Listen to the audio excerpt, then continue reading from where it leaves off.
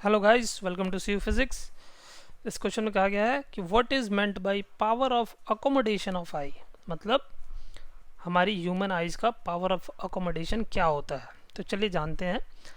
अगर आपने गौर किया होगा तो अगर आप किसी चीज़ को रीड करते हो, आप मान लीजिए आप एक बुक को रीड कर रहे हो, तो आप उसे एक स्पेसिफिक डिस्टेंस तक रख के क्लियरली पढ़ सकते हो। अगर आप उसे ज़्यादा क्लोज लेके आओगे तो फिर आपको जो भी वर्ड्स लिखे रहेंगे वो ब्लर दिखाई देने लगेंगे।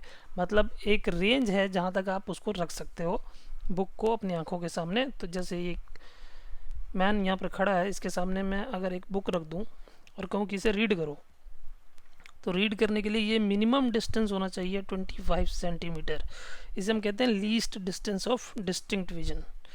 तो इसमें यह है कि भाई अगर हमें कोई भी बुक क्लियरली पढ़नी है तो वो हमारे पास आंखों से least distance of distinct vision पे होनी चाहिए। ठीक है।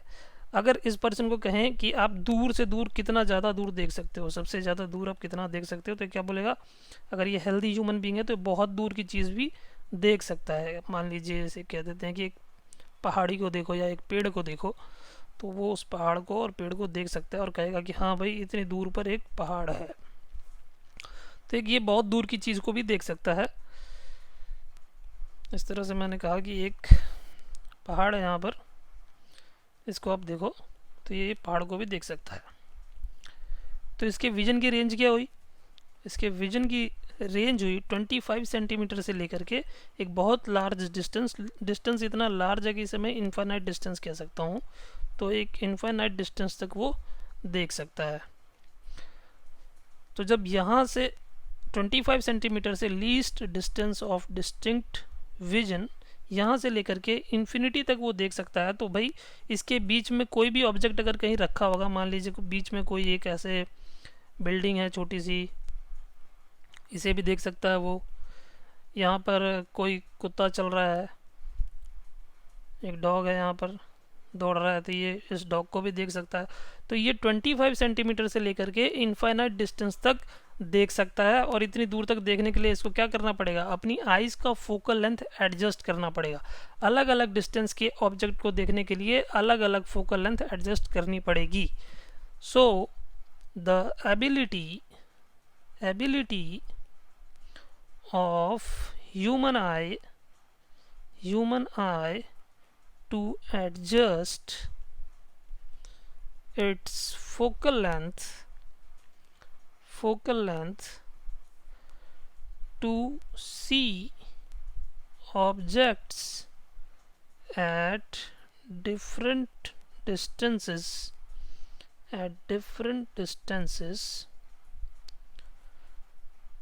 is called power of accommodation।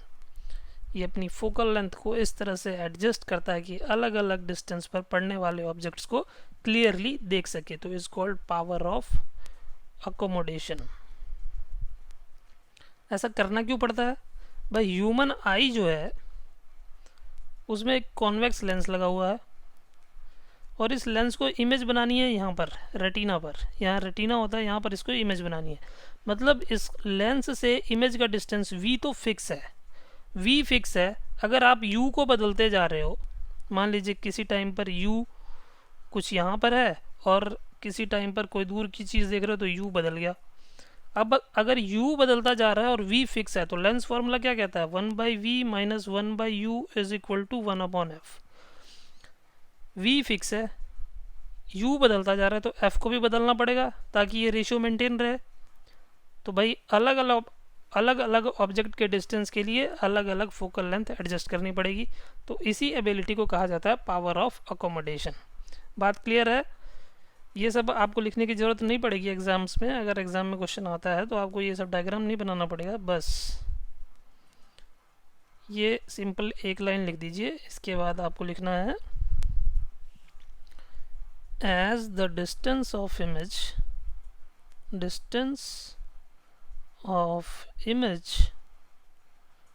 formed by eye lens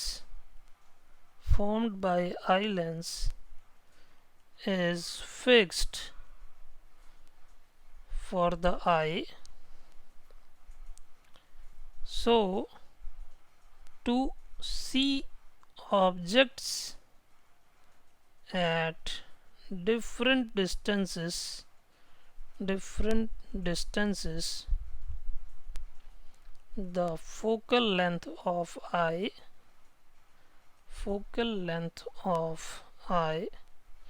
should be adjusted differently. बार बार आई का फोकल लेंथ बदलना पड़ेगा, और इसी एबिलिटी को कहते हैं power of accommodation. I hope clear है। क्लियर है तो अब एंजॉय करो।